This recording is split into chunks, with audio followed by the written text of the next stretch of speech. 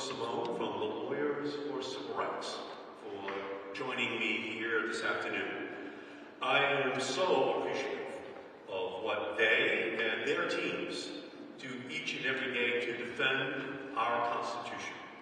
We gather here today to speak about something that should shake the soul of every single person who believes in the promise of our country. A fundamental promise born in this very hall that we stand today. Just a few days ago, individuals on the precipice of American citizenship were plucked out of line here at Faneuil Hall, the cradle of liberty, not because of anything which they did, but because of where they were born, because of cruel and calculated racism and xenophobia. I can only imagine my grandfather from Malden, Patrick, being pulled out of line on the day that he became a naturalized citizen. What that would have meant to him, to my family. But that is what happened here in Boston, here in the Cradle of Liberty. People were pulled out of line as they had completed the entire naturalization process to tell them they could not become a citizen, with no reason given to them. And we know why they did it. We know why the Trump administration is doing this. And it's because of their cruel and calculated racism and xenophobia. It's because of the countries from which they originate, these individuals. The oath ceremony expulsions are a brazen attack in the very birthplace of freedom, of our founding principles. The beliefs born on this very ground that all people are created equal, that we all have a right to life and liberty and the pursuit of happiness. Our naturalization ceremonies are the very embodiment of that promise. A promise that Trump and ICE turned into a betrayal. Because what we are seeing is immigration enforcement masquerading as authoritarianism. The Trump administration has sought to end birthright citizenship, dehumanize immigrants with racist rhetoric, and unleash mass ICE agents into our communities, violently abducting innocent people. And that's what happened here in Faneuil Hall. All of those people were innocent. They had done nothing wrong except go through the process until the very final moment to become a citizen of our country. They were in line waiting to become citizens. They were not criminals. They had done nothing wrong. And yet they were treated with cruelty. They were treated as though they were a threat to our country rather than a promise of a better future for our country. This summer, high school student Marcelo Gomes da Silva was arrested in Milford while he was on his way to volleyball practice. And instead of playing the drums at the high school graduation in Milford that year, Marcelo sat in a cell in the ICE field office in Burlington, away from his community. Earlier today, I visited that Burlington facility, that ICE facility, to conduct my own inspection of the facility. And what I witnessed was a Potemkin prison, a sham carefully staged, ultimately to obscure the real truth of what is happening in our own state, every single day, to people who are being whisked off of the streets of Massachusetts and sent to that facility in Burlington. But ultimately, the truth always comes to light. I demanded that the ICE Boston field office tell me how many people they have held overnight in crowded cells. I asked if policies could be changed so that detainees immigrants can meet with their attorneys and families and clergy. I ask them because Marcella, other immigrants, advocates, and attorneys have shared with us details about Burlington, from the crowded cells to the inhumane conditions to the limited food.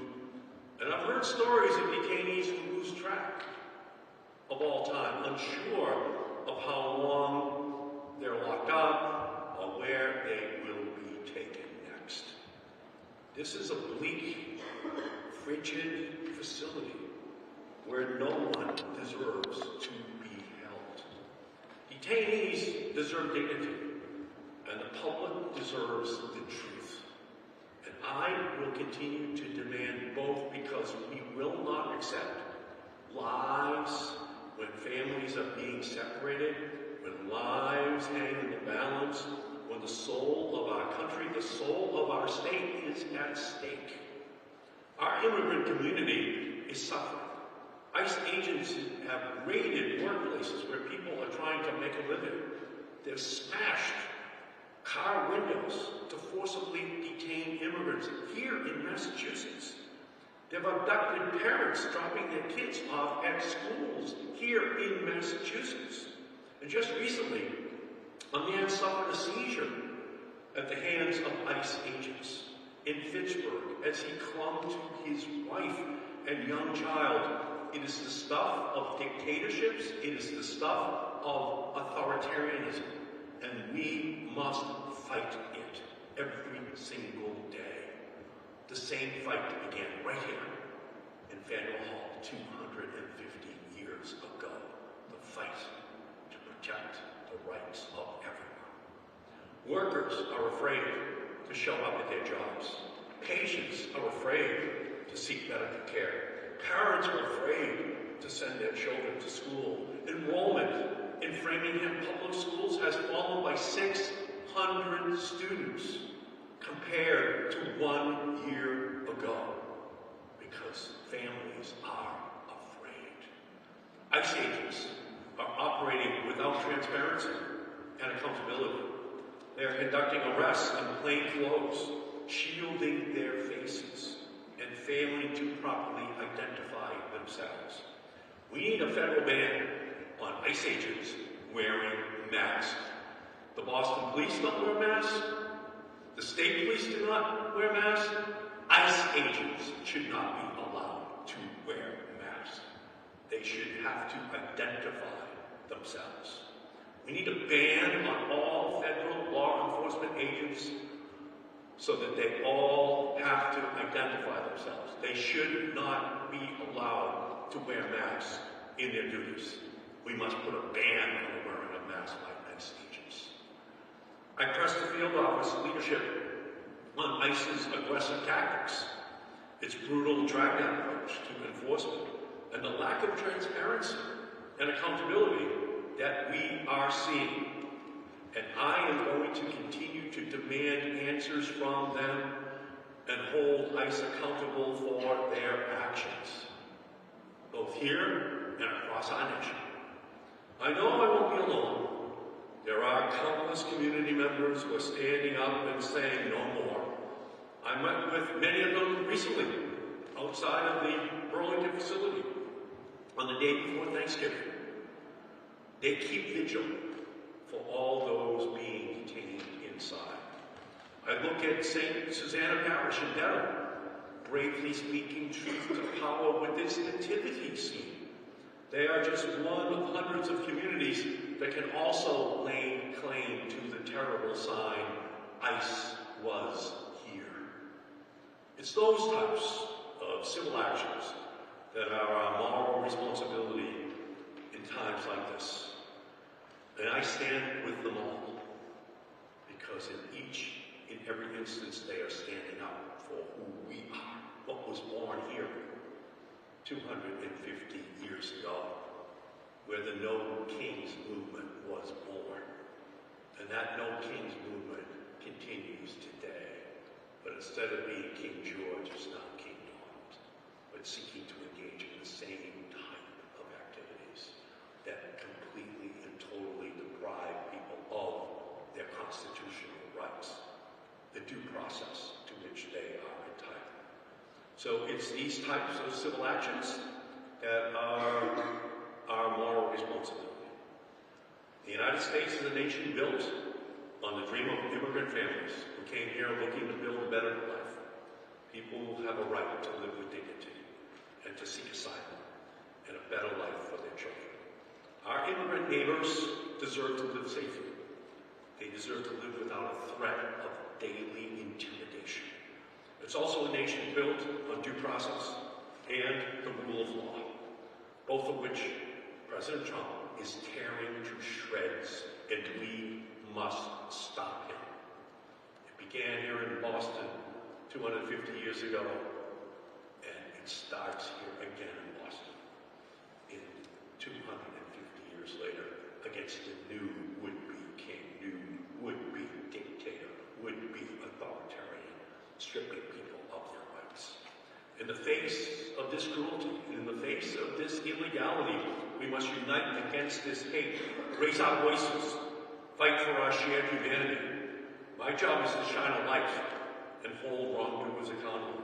And I pledge my unyielding energy to this. Immigrants are our friends. Immigrants are our family members. Immigrants are our neighbors, our colleagues, and we cannot turn our backs on them. We must remain true to the founding principles of the United States Constitution, of the due process that everyone is entitled to. So I thank all of you for being here, and I'm joined by two great leaders. And first, I'm going to introduce Carol Rose from the ACLU. Thank you. Hi, good afternoon. And thank you, Senator Markey, for your leadership and your courage and your willingness to speak out in support of our Constitution and the principles that we hold dear. The facts here are disturbing. In fact, they're so disturbing that they're worth repeating. Just days ago, scores of people from all over the world convened here in Faneuil Hall to be sworn in as U.S. citizens. And they had done everything right. Many had lived here for years, some for decades, peacefully, productively, contributing to our nation and to our Commonwealth. They'd passed interviews, they'd passed background checks, they'd even passed the citizenship exam, they'd paid their fees, they'd played by the rules. And they'd been approved for citizenship. And they were merely here to be sworn in that day. And then, just as the ceremony was about to get underway, they were pulled out of the line and told by U.S. officials they couldn't take the oath. They could not become citizens. Because President Trump didn't like where they were born. Sit with that a minute. They were yanked out of their citizenship ceremony because the president didn't like where they were born. It's outrageous. It shocks the conscience, and it violates the bedrock American principles of due process, fairness, and opportunity. I'd say that's not who we are as a nation, but it's happening. And it's not just happening here in Boston, this birthplace of liberty. It's happening across the country. Immigrants who have contributed their talents to our nation, who've paid their taxes, who've spent years working their way toward citizenship, and want to merely take that next step and pledge their allegiance to the United States of America. And instead, they had the door slammed in their faces. All because this administration has made arbitrary, cruel, and deeply discriminatory decisions to target every single person who comes from places like Haiti, from Afghanistan, from Somalia, from Cuba, from Venezuela, and from more than a dozen other nations, and a list that's likely to expand. You know, the ACLU is a nonpartisan organization. We don't endorse candidates, but we do uphold constitutional principles. And we call on people from all backgrounds, from all parties, to reject this cruel and vindictive attack on our immigrant friends and neighbors. At the ACLU Massachusetts, our theme for the last year has been choosing community over chaos. It comes from the last book by Dr. Martin Luther King Jr. And honestly, it resonates with me every single day. You know, this administration has been working overtime to cause chaos to harass and detain people for exercising free speech, to halt asylum applications, to stop processing visas, to stall green card applications, to disrupt naturalization ceremonies, and to impose collective punishment, illegal and deeply unfair, on vulnerable friends and neighbors. It's wrong, it's racist, and it's un-American. And we must reject it. We must reject the chaos, and instead we must choose community. I hope that you will join us in choosing that community, because we are so much stronger when we're together.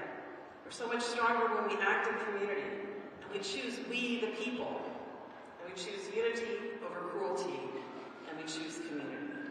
That is the only path forward. Thank you. Thank you, Carol, so much.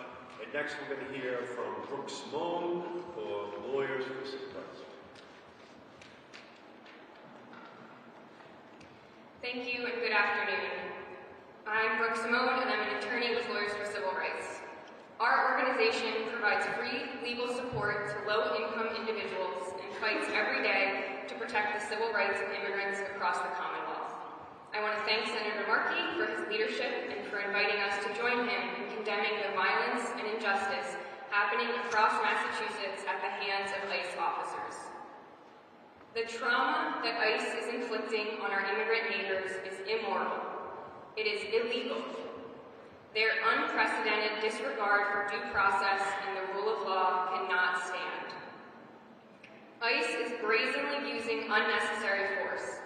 They are throwing elderly individuals to the ground, they're kicking and handcuffing mothers in front of their children, smashing car windows and violently grabbing people through shards of glass right here in Chelsea.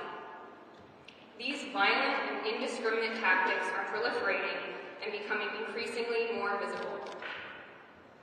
ICE is also targeting hard-working people and singling them out based on their race, language, and job, as we saw recently at a car wash in Alston, Brighton.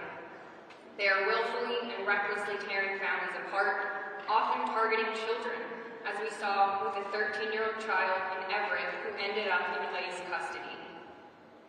ICE is pulling people out of line for citizenship ceremonies in this very building, based just on where they come from. They're arresting people at immigration appointments. They are stalking and seizing individuals at courthouses right here in East Boston and across the entire Commonwealth, a practice that chills access to justice and punishes people for seeking their day in court. And when ICE detains people, they then treat them without dignity or basic human dignity, without dignity or basic human decency, forcing them to sleep on the floor, in the cold, and without enough food to eat. Now, this isn't happening thousands of miles away. It's happening right here in Burlington, in Plymouth, in our own backyard. This is wrong. It cannot be normalized. The treatment that ICE is handing to our immigrant community members is an affront to our laws and to our Constitution. In Massachusetts, we must continue to stand together and to speak out forcefully to ICE to say, enough, no more, not here. Together, we must also take action. We must demand accountability for ICE's unlawful and unconstitutional behavior. We must demand justice for our communities, our neighbors, and our friends. And that's why Lawyers for Civil Rights has filed lawsuit after lawsuit to hold ICE accountable. We are fighting for and protecting immigrants who have been wrongfully stopped, seized, chained, and detained. Our organization will continue to fight for justice, and we are fighting for all of us, for our democracy, and for the constitutional rights that each and every person has, regardless of their immigration status. And finally, I want to speak to our immigrant communities and say, we are here. We will fight for you, and we will fight with you. Our organization has and will continue to challenge ICE's unconstitutional actions and seek justice for you and for your families.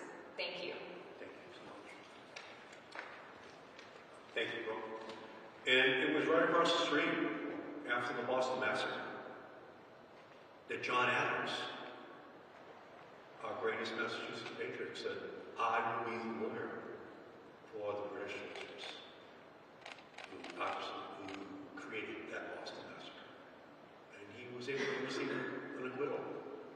several of those soldiers. But he felt it was critical that we uphold our own Massachusetts Constitution rules, that everyone is entitled to a hearing, to due process. And of course, his principles for the Massachusetts Constitution were then embodied in the United States Constitution. So that's who we are. We're a special place, special state. We have high expectations for Burlington ICE office, and we have a very high standard for our entire country, and we're going to continue to fight to make sure that those things are met. So let me stop here and answer any questions that any of you may have. Senator, I'm Sarah Bencourt with GBH News. I just wanted to ask and see, in regards to the naturalization, like the oath ceremonies being canceled, are there steps that you can take on a federal level to contribute? Well, I'm obviously trying to create a spotlight for those naturalized citizens who have been denied their ceremony. Those four citizens, the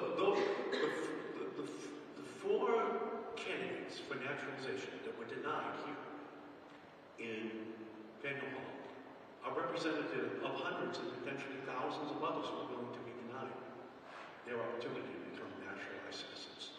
So my goal is to nationalize this movement. It's to make sure that we are putting a spotlight on the harm that was just done to those individuals here, but only as the first of many, many hundreds, potentially thousands of others across our country.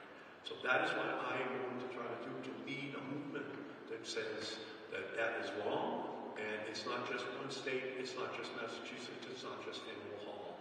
It is every one of us in the country who should be outraged that Donald Trump is trying to arbitrarily decide who can and cannot pass a naturalization test, who cannot be a citizen in our country. We just cannot allow him to be that kind of a dictator. Question from anybody? Can't thank you enough. Yes, sir. I have one question. Do we know the status of the four people that were taken? Like, are they still in detention, or what's their status? Do we know? No, they are not in detention. They are just being denied their right to take the oath of citizenship in our country. And obviously, right now, they are understandably fearful. But there are many others right behind them that come from many other countries, right here in Massachusetts, who are equally fearful that they may be denied that citizenship. That's why we have to work to make sure that they can now know that there are people who have their back, that we're going to fight to make sure that they are able to be citizens. But right now, they're back home. They're not in prison. They're not incarcerated. But they are right now. Is there a fear they may be detained? I doubt that they're going to. Well, in a Trump era, no one is safe. No one knows where the lines are. He continues to utter odious comments about the countries of origin of these people. He basically is saying that they do not deserve to be American citizens, and so it is impossible to predict what his administration will do. But at the same time, we all know that all of those people have fulfilled all of the requirements to become American citizens. They've passed every test. They have done everything possible. They've waited many years, and now, finally, on the cusp of that American citizenship, they are being denied. But it's only because of their country of origin. And that's why we have to be careful about this Trump administration, and why we have to continue to put the pressure on and the spotlight on everything that they are doing. Thank you all so much.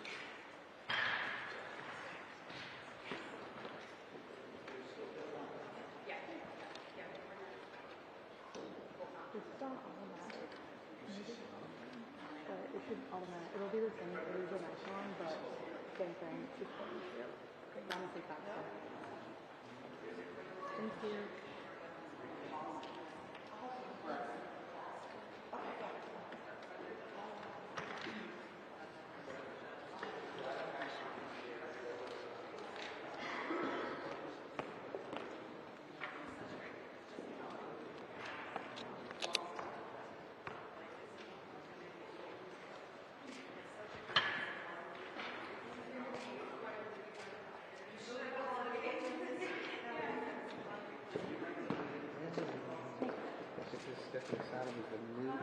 Relations Director for AACM.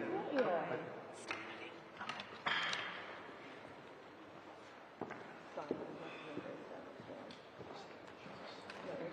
The mic's up there.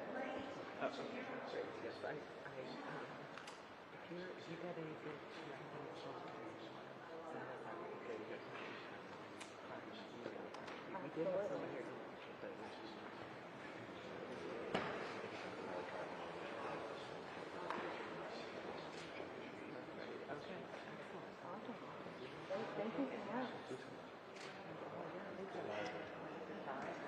I hit myself.